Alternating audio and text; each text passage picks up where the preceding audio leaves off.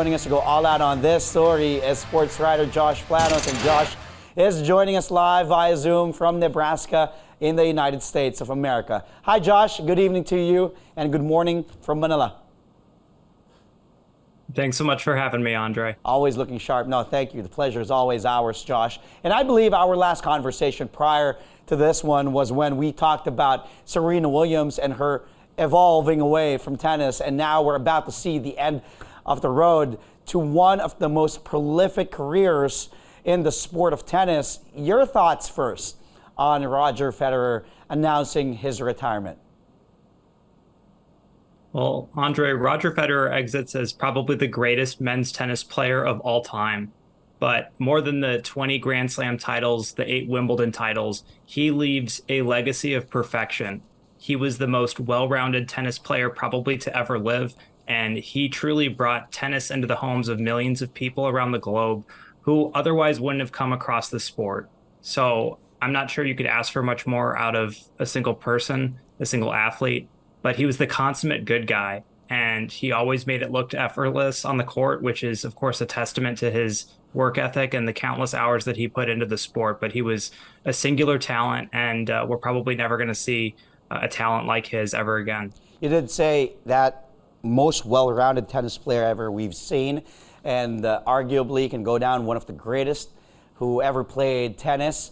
But what else? What kind of legacy should the kids of this generation and even future generations should remember Federer of? Like, what kind of legacy will he be leaving?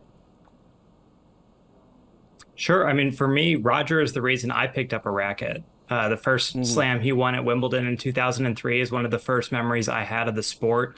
I specifically bought his model of racket when I started training to play throughout my high school years. So he's a singular presence in the tennis world. He really made tennis fun and cool for generations of people. I think he made tennis look easier than anyone.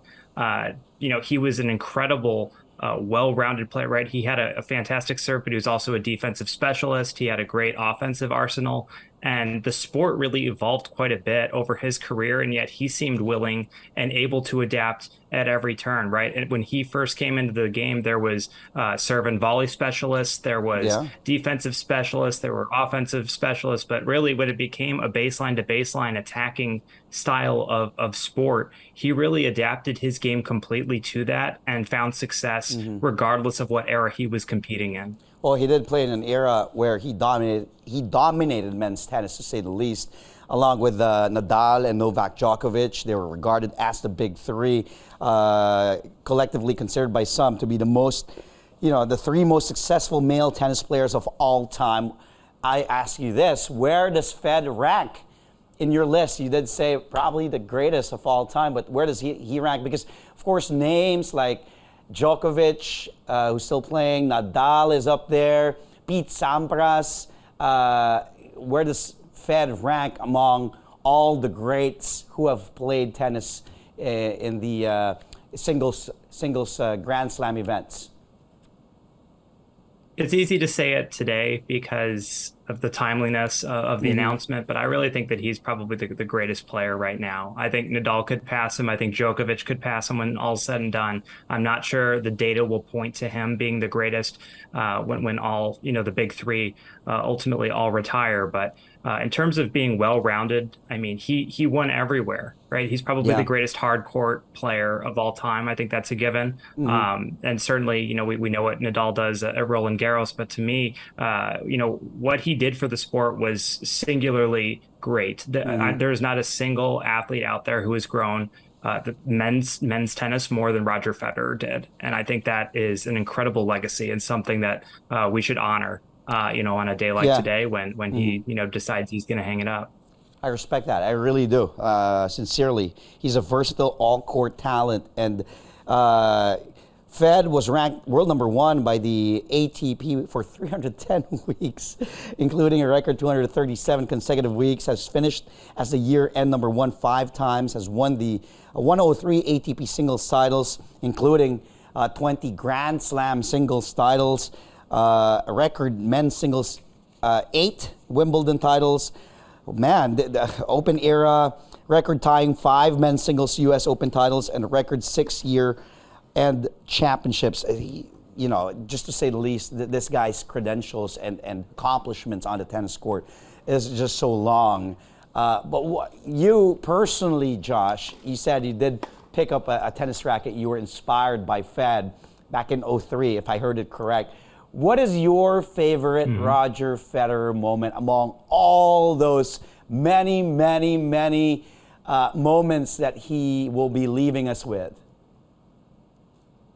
So I think the winning 5 consecutive U.S. Opens is pretty astonishing, right? Like I said, he's without question the greatest hard court player of all time. But also, Roger was really open about his anxiety that he felt being in front of large crowds. And at Flushing Meadows, those fans are right on top of you, right? New Yorkers are not going to be quiet about their feelings about, you know, how you're playing. So, I mean, some of those games, you know, stretched into, you know, 2 o'clock in the morning.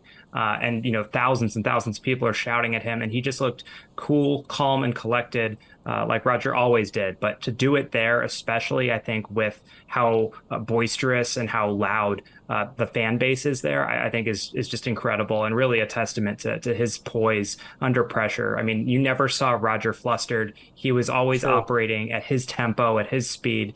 And I mean, I can't even put into words what it means to win 5 consecutive U.S. Opens. That's just unheard of. Yeah, it's just he seems like a really nice guy as well. You know, it's not hard to like him because, you know, he smiles, he's so friendly to the fans, and the way he addresses the fans every time he wins, but his competitiveness is just unmatched on the tennis court. Now, off the players, now, do you see somebody as the next Roger Federer? I know that's really tough, but is there someone that can even come close to what Roger Federer has done on the tennis court?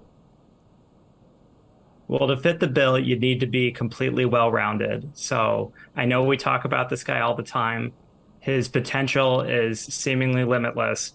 Demeanor aside, I think Nick Kyrgios is the active player who most resembles Federer, right? He's got the magic hands at the net. He's got the big serve. He's got a well-rounded game. He can play a variety of different styles. He, of course, does not have the mindset or the poise that Roger has, but in terms of overall skill set, I think Nick Kyrgios looks an awful lot like Roger Federer. Interesting pick. Nick Kyrgios, of course, he still has a lot left in his tank, and it's interesting to see his career develop even more. And let's see if someone can indeed be, or someone close to, can even come close to Roger Federer. Josh, as always, thank you for your time. We really appreciate it. Sincerely here on the show. Stay safe. Happy weekend. Regards to the wife. And go rest up, man, after that trip from Dallas, Texas. You're going to need the weekend to rest up. Thanks, Josh, and we'll be talking to you again soon. Thanks, buddy. Thank you, Andre. Now, sports writer Josh Planos joining us live via Zoom from Nebraska in the United States. Now, from